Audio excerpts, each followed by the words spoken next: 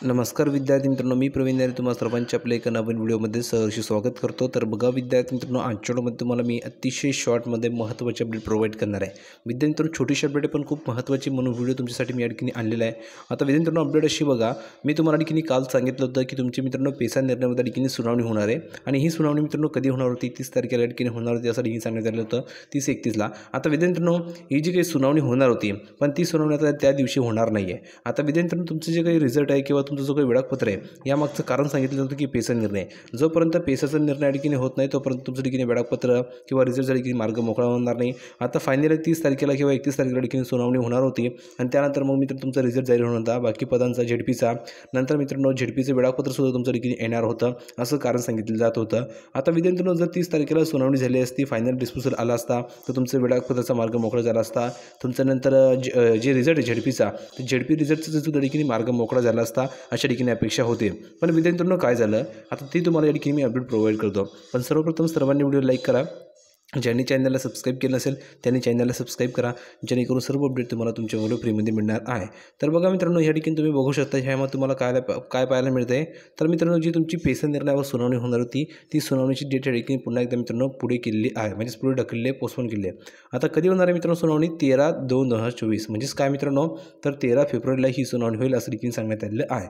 आता बघा मित्रांनो, 13 फेब्रुवारीला ही जर तुमची सुनावणी होणार आहे तर आता विद्यार्थ्यांनो याने काय परिणाम होणार आहे, तुमची झेडपीचे वेळापत्र येईल की नाही येईल किंवा रिझल्ट लागणार की नाही लागणार, हा महत्त्वाचा तुमचा प्रश्न आहे, त्याचं तुम्हाला उत्तर देतो मी।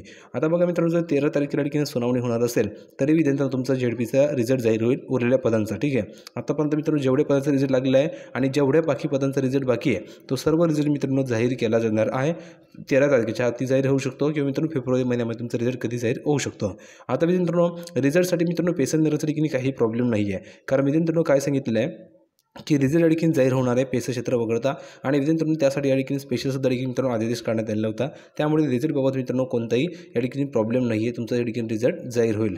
आता उरला मुद्दा ठिकाणी एक्झामचं टाईम टेबल आणि एक्झाम कधी होणार यावर जो प्रश्न आहे तुमचा, तर त्यासाठी सुद्धा मित्रांनो हा जो काही पेसाचा प्रॉब्लेम हा ठिकाणी येत नाही आहे, कारण मित्रांनो जर 13 तारखेला तुमच्या ठिकाणी सुनावणी होणार असेल तर तुमचं जे वेळापत्र त्या ठिकाणी 3 किंवा 5 दरम्यान येणार आहे, 3 ते 5 तारखेच्या दरम्यान तुमच्या ठिकाणी वेळापत्र कधी प्रसिद्ध होणार आहे, फेब्रुवारी महिन्यामध्ये। म्हणून विद्यार्थ्यांनो, पेसाचा जो निर्णय किंवा पेसाची सुनावणी होणार होती याचा काही मित्रांनो संबंध वेळापत्राला ठिकाणी नाही आहे।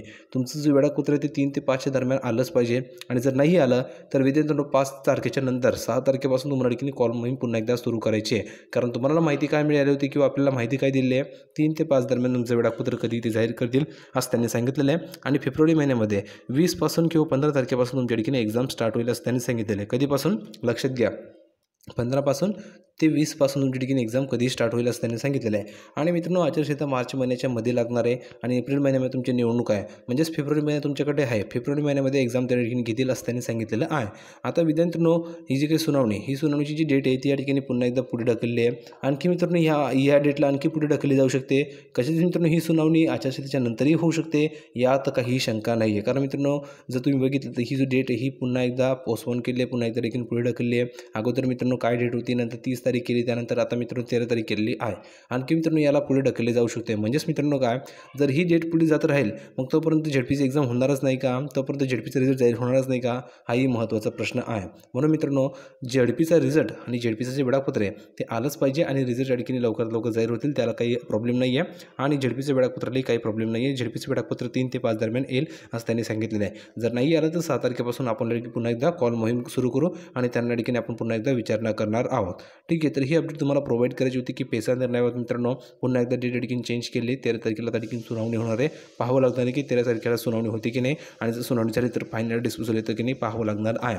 अपेक्षा करतो तुम्हाला व्हिडिओ आवडला असेल, तर लाईक करा, शेअर करा, चॅनलला सबस्क्राईब करायला विसरू नका। भेटूया पुढच्या व्हिडिओमध्ये नवीन अपडेट घेऊन, तोपर्यंत धन्यवाद।